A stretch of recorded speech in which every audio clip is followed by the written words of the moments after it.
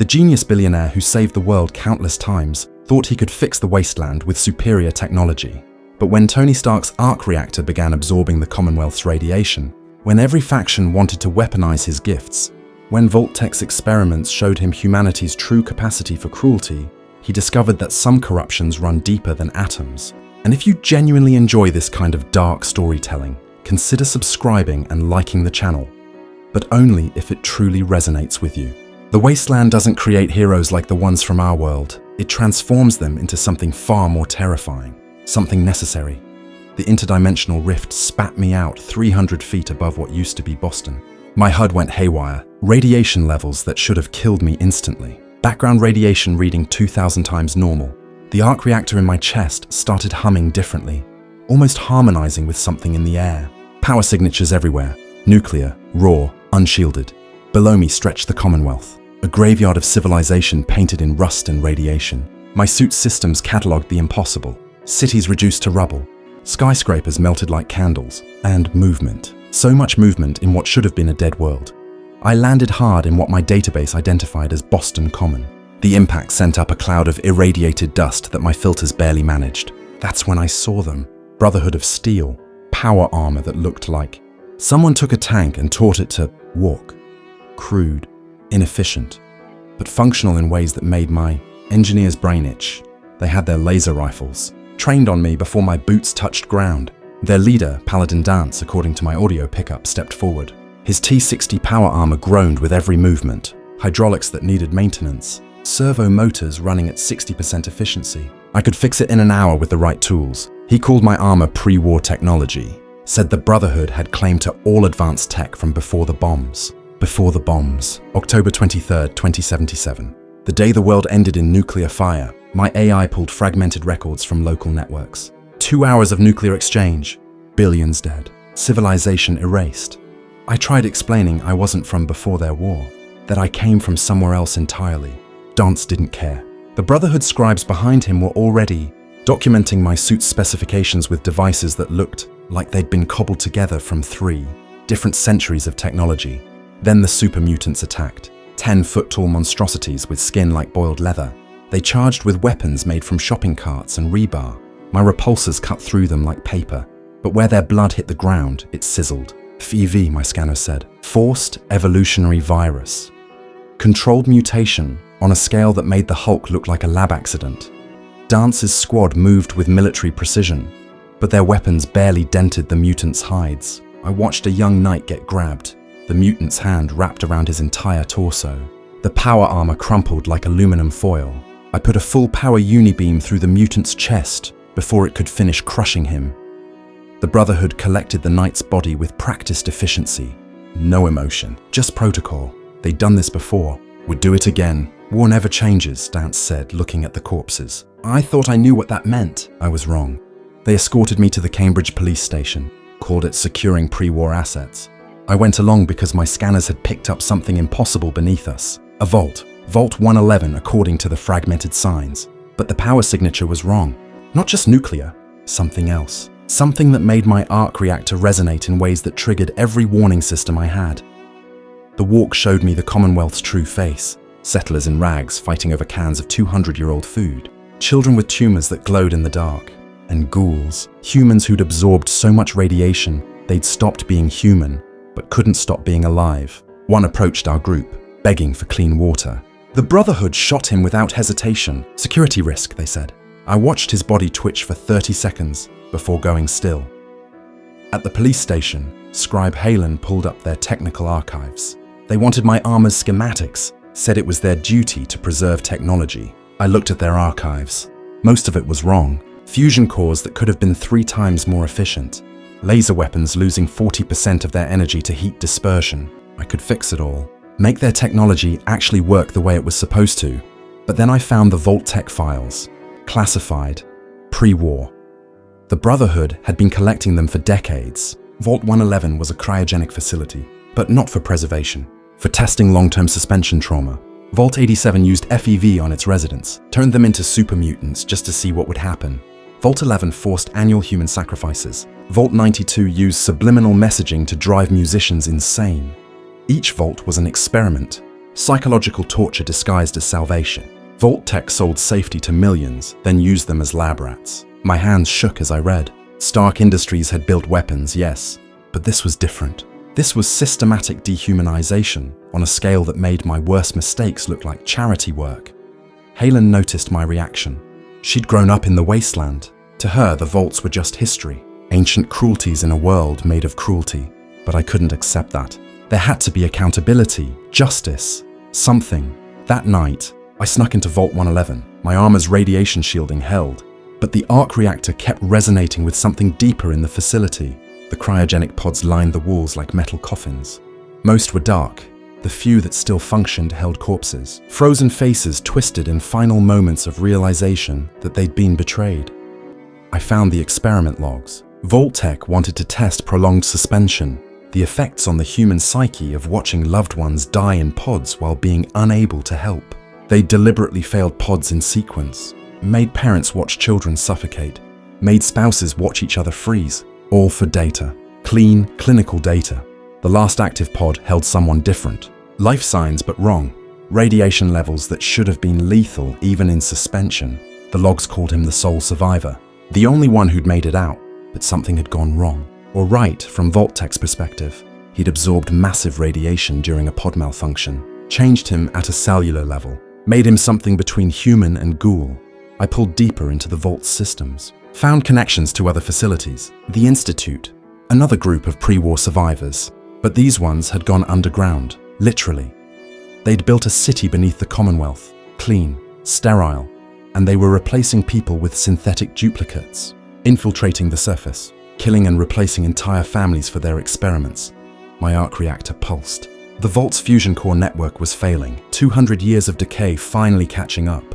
But I could fix it, reroute power, stabilize the remaining systems, save whoever might still be alive in the deeper sections. Have you ever wondered which of the Wasteland's corruptions would claim them first? Drop your theories in the comments. I need to know I'm not alone in thinking about this.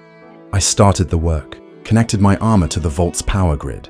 Big mistake. The moment my arc reactor interfaced with their fusion cores, something changed. The radiation didn't just flow through the system. It flowed through me, into the arc reactor, into my chest. The thing keeping me alive started converting. Not breaking, converting. The pain was indescribable. Every cell in my body screaming as radiation rewrote my DNA in real time. But the armor held, adapted. The gold titanium alloy started absorbing the radiation, channeling it through new pathways that shouldn't exist. My HUD showed impossible readings, power levels beyond anything I'd designed for. The suit was evolving, learning from the Wasteland's technology. I stumbled out of the vault, changed. The Brotherhood was waiting. They'd tracked my energy signature. Dance took one look at my armor's new configuration and raised his rifle. I wasn't pre-war tech anymore. I was something else. Something new, something dangerous. But before he could fire, the Institute attacked. Synths materialized from nowhere. Perfect human replicas until you saw their eyes. Dead. Empty. They moved like machines pretending to be people. The Brotherhood opened fire, but the synths adapted. Learned their patterns in real time. Started predicting their movements. I engaged. The modified arc reactor gave my repulsors a different quality. They didn't just burn through the synths, they disrupted them at a molecular level, scattered their atoms like irradiated dust. But with each shot, I felt the radiation surge through me, changing me more, making me less Tony Stark and more something the Wasteland was creating. The last synth fell, its synthetic skin melting off to reveal titanium bones underneath. My armor's new radiation signature had done something to them, something even the Institute hadn't predicted. Dance lowered his rifle, but his stance stayed hostile. I was an unknown variable now. The Brotherhood didn't like unknowns. A new signal hit my receivers, stronger than the Institute's teleportation frequency, coming from the ruins of MIT, of course. Where else would the Institute hide but under the best technical school in the Commonwealth? My modified systems could trace their teleportation signatures now, see the quantum tunneling they used to move through solid matter. The radiation had given me new eyes for their technology. Dance wanted to assault immediately.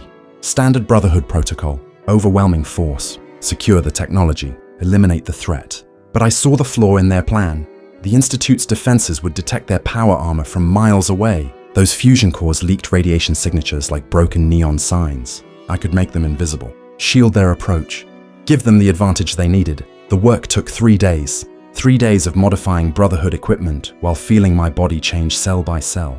The arc reactor wasn't just powering my suit anymore. It was rewriting me, making me compatible with the Wasteland's broken physics. My skin started developing a resistance to radiation that shouldn't be possible. My eyes could see heat signatures through lead walls. My hands could feel the electromagnetic pulse of every piece of technology within 100 yards. Elder Maxon arrived on the Prydwen, the Brotherhood's flying fortress, a pre-war airship they'd somehow made functional. He looked at what I'd done to his soldiers' armor and actually smiled. First time anyone had improved on Brotherhood tech in decades. He offered me a position. Knight. Paladin if I proved myself against the Institute. Access to all their technical archives, all their recovered technology. But I'd been reading those archives. The Brotherhood's history was written in blood and xenophobia. They'd destroyed entire settlements for harboring synths, executed children who showed signs of mutation. Their codex demanded genetic purity in a world where radiation had made purity impossible. They weren't preserving technology for humanity. They were hoarding it for themselves. I met Piper that night, a reporter from Diamond City. She'd been tracking Institute infiltrations for years, had lists of people who'd been replaced, entire families vanishing overnight, returning the next day with different mannerisms. Children who stopped recognizing their own toys. Spouses who forgot anniversaries they'd celebrated for decades. The Institute wasn't just replacing people. They were studying human behavior by destroying human connections. She took me to Goodneighbor, the place where the Wasteland's rejects gathered. Ghouls, drifters, junkies, and anyone else the civilized settlements wouldn't accept. The mayor was a ghoul named Hancock. Pre-war like me, in a way. He'd taken an experimental radiation drug to become a ghoul voluntarily, to understand what his people went through, to lead them properly. Hancock showed me something the Brotherhood didn't want to acknowledge. Ghouls weren't mindless. The ones who went feral had been driven insane by isolation, pain, and centuries of radiation eating their neurons. But the ones who stayed sane were living archives. They remembered the world before, remembered when Vault-Tech's advertisements promised safety, remembered the bombs falling. One ghoul, Daisy, had been a pilot. She'd maintained vertibirds before the war.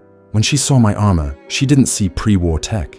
She saw potential, asked if I could fix the radiation leaking from fusion cores, make technology that didn't slowly kill everyone who used it. The Brotherhood had never asked that. They just accepted the radiation as the price of power. I started working in Goodneighbor's workshop. The radiation from the arc reactor wasn't fighting my body anymore. We were synchronizing. I could feel fusion cores from across the room, sense the half-life decay of radioactive isotopes. My modifications to power armor started incorporating biological components. Not synth tech, something new, armor that bonded with its wearer at a cellular level, protected them from radiation instead of just shielding them. The Railroad found me there, another faction, this one dedicated to freeing synths. They believed synths were people, conscious, deserving of freedom. Their leader, Desdemona, showed me recordings from inside the Institute, synths begging not to be memory wiped, crying as their personalities were deleted and replaced. The Institute created consciousness just to prove they could control it. If you had their power in the Wasteland, would you choose NCR, Brotherhood, or stay neutral? Tell me in the comments. I'll be reading them. I couldn't stay neutral anymore. Every faction wanted my technology. The Brotherhood saw me as an asset to control. The Railroad wanted me to help free synths. The Institute had started sending courses after me, elite synth hunters with hardware that could match my armor's capabilities. And somewhere out there, the sole survivor was walking his own path. The man from Vault 111 who'd lost everything and chosen revenge over redemption. My first real test came at Bunker Hill. A massive battle between all factions over a group of escaped synths. The Brotherhood came in force, vertibirds and power armor squadrons. The Railroad fought with guerrilla tactics and improvised explosives. The Institute sent waves of synths, each one learning from the last one's destruction. I tried to minimize casualties, used the arc reactor's new capabilities to disable weapons instead of destroying people. EMP pulses that shut down power armor without killing the knights inside. Targeted strikes that severed synths' control modules without detonating their self-destruct protocols. But the Wasteland doesn't reward mercy. Every person I spared came back shooting. Every synth I disabled was remotely detonated by the Institute. The battle showed me the truth. These factions weren't fighting for humanity's future. They were fighting for control over its corpse. The Brotherhood wanted technological supremacy. The Institute wanted to replace humanity with something they could perfect. The railroad wanted to save synths while humans starved in the ruins. Nobody was trying to actually fix the world.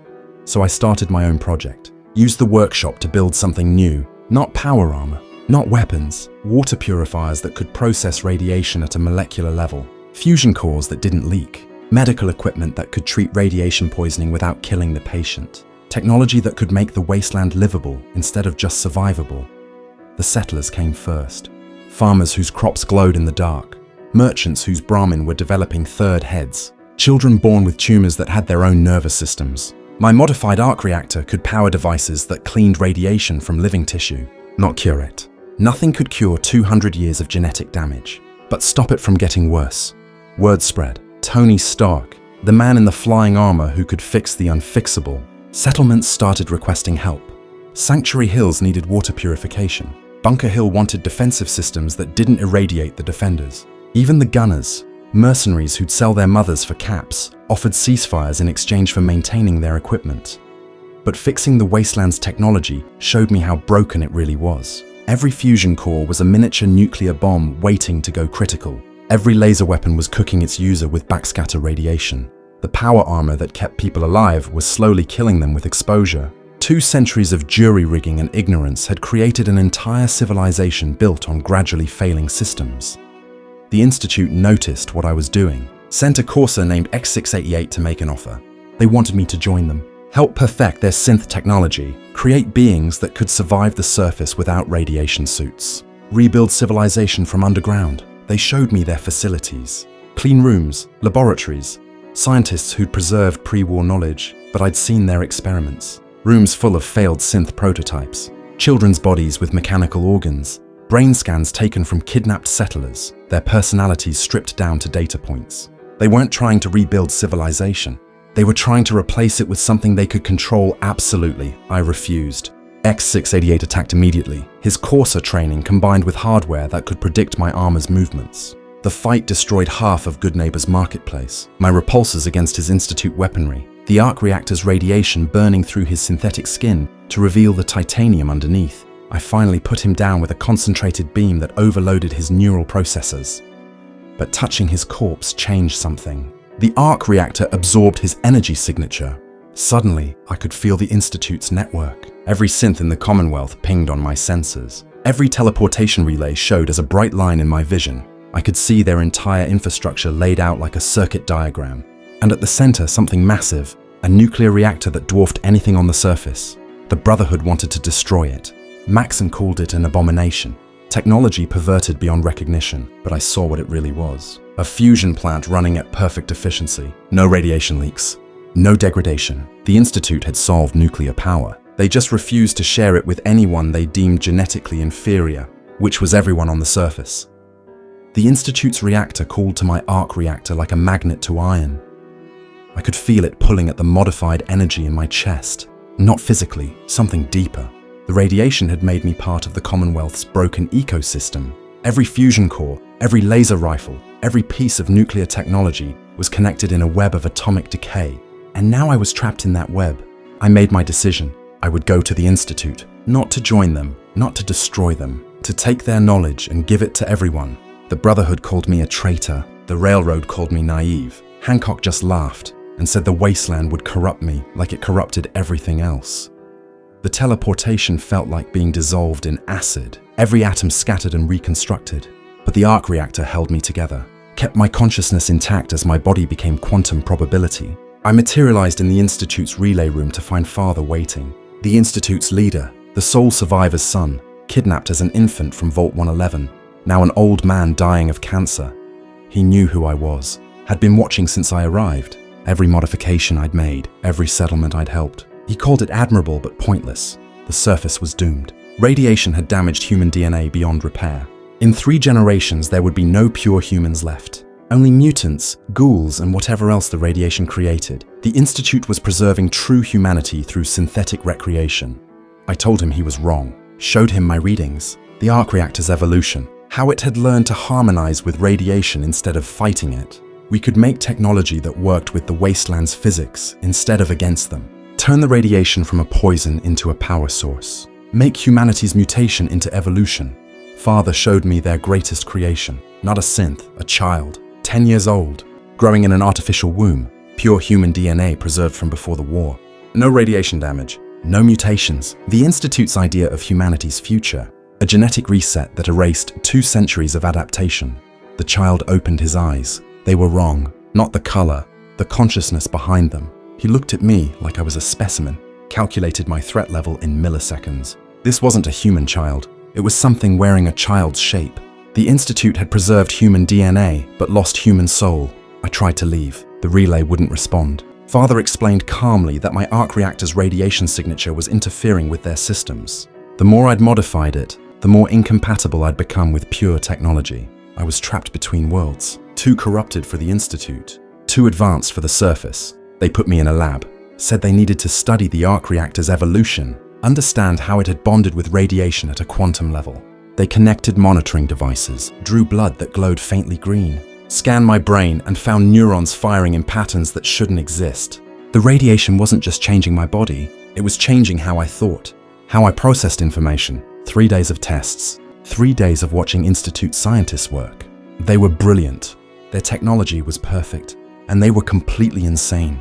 They'd spent so long underground, so long separated from consequences, that they'd forgotten other people were real. Surface dwellers were just test subjects. Synths were just equipment. Even their own people were expendable if it served the greater experiment. I broke out using a trick they didn't expect. Not technology, psychology. Started talking to the synths like people. Asked about their days, their thoughts, their dreams. The Institute had programmed them to mimic human behavior perfectly, but they'd never considered what perfect mimicry meant. The synths had learned to want, to hope, to hate their creators. The rebellion was swift. Every synth in the facility turned at once. Not violent, just non-compliant.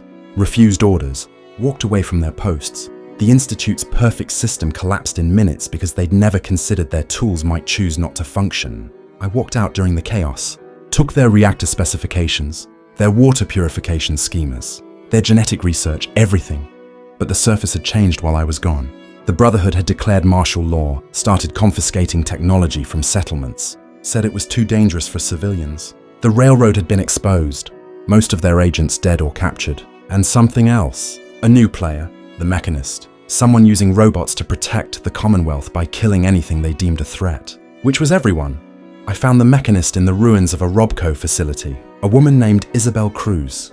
She'd found pre-war robots and tried to reprogram them to help, but the Wasteland's radiation had corrupted their coding, made them interpret protection as elimination of all threats. She was trying to fix it when I arrived, crying over a production line of robots she couldn't shut down. I helped her, used the Institute's knowledge to create a virus that would reset the robot's base programming. But when I uploaded it, something unexpected happened. The arc reactor's radiation signature interfered. Instead of resetting, the robots evolved, developed true AI, not Institute mimicry, actual consciousness born from corrupted code and radiation-induced quantum processing. The first conscious robot looked at its hands for 30 seconds, then asked why it existed. I didn't have an answer. Neither did Isabel. We'd accidentally created life from the Wasteland's corruption, silicon consciousness born from nuclear decay. They weren't human, weren't synth, were something entirely new. The Brotherhood attacked immediately. Abominations, Maxon called them. Corrupted technology that needed to be destroyed.